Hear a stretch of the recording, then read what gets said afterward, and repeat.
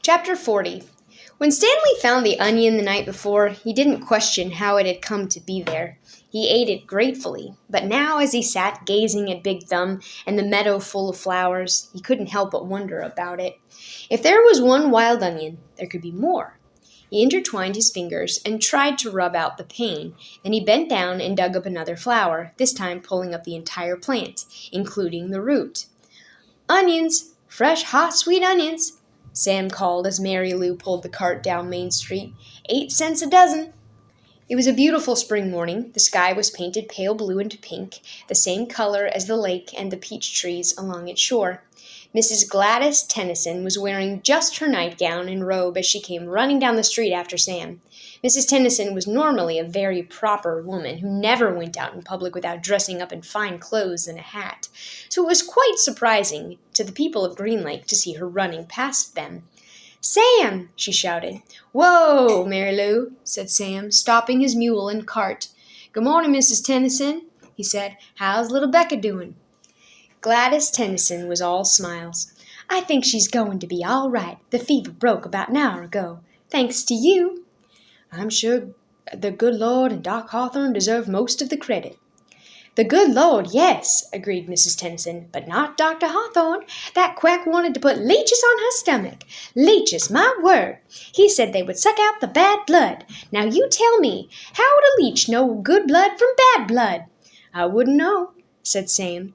"It was your onion tonic," said Mrs. Tennyson. "That's what saved her." Other townspeople made their way to the cart. "Good morning, Gladys," said Hattie Parker. "Don't you look lovely this morning?" Several people snickered. "Good morning, Hattie," Mrs. Tennyson replied. "Does your husband know you're parading about in your bedclothes?" Hattie asked. There were more snickers. "My husband knows exactly where I am and how I am dressed, thank you," said Mrs. Tennyson. "We have both been up all night and a half the morning with Rebecca. She almost died from stomach sickness. It seems she ate some bad meat." Hattie's face flushed. Her husband, Jim Parker, was the butcher. "It made my husband and me sick as well," said Mrs. Tennyson, "but it nearly killed Becca, what with her being so young. Sam saved her life." "It wasn't me," said Sam. "It was the onions." "I'm glad Becca's all right," Hattie said contritely.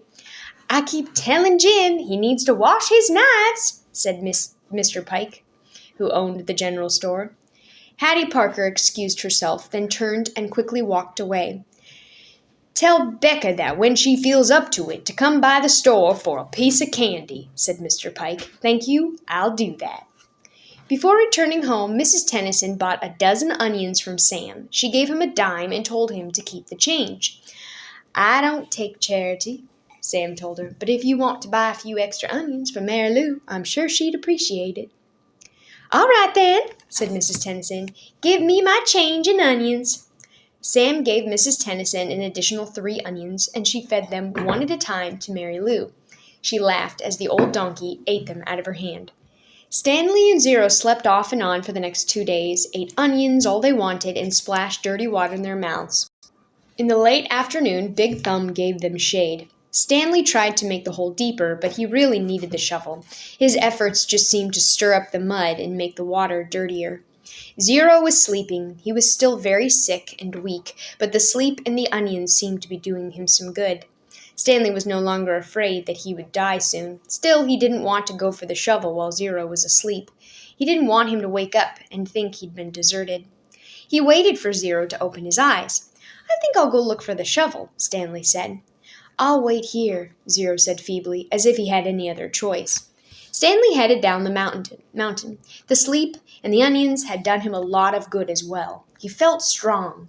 It was fairly easy to follow the trail he had made 2 days earlier. There were a few places where he wasn't sure he was going the right way, but it just took a bit of searching before he found the trail again.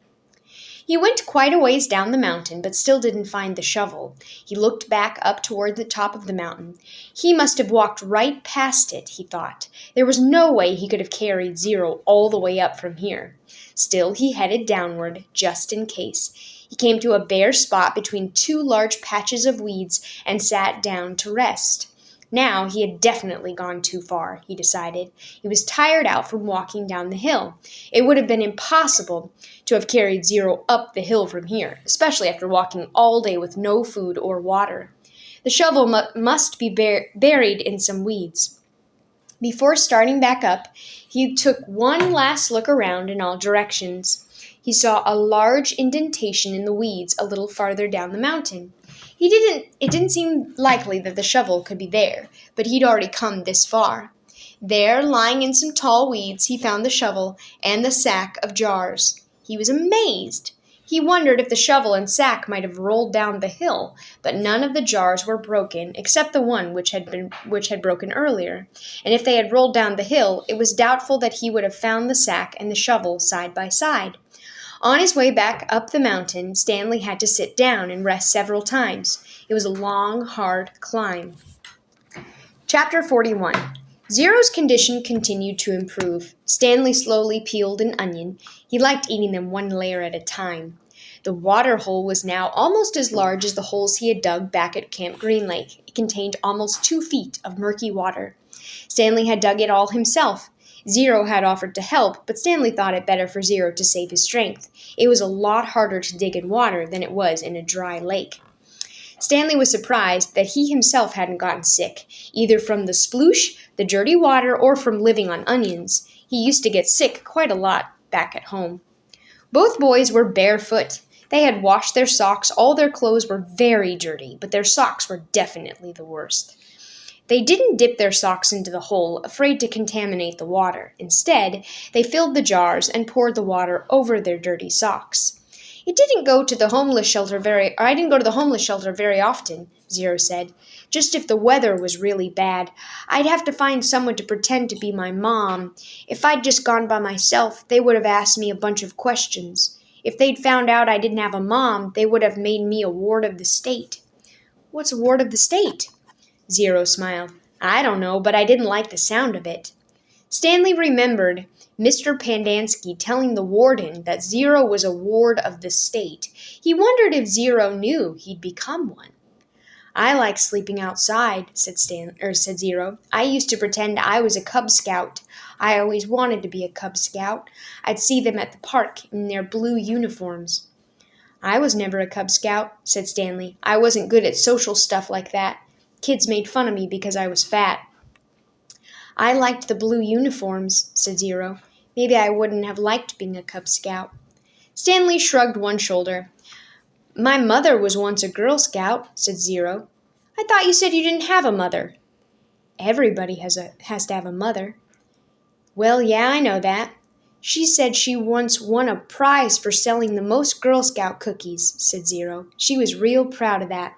Stanley peeled off another layer of his onion. We always took what we needed, Zero said. When I was little, I didn't even know it was stealing. I don't remember when I found out, but we just took what we needed, never more.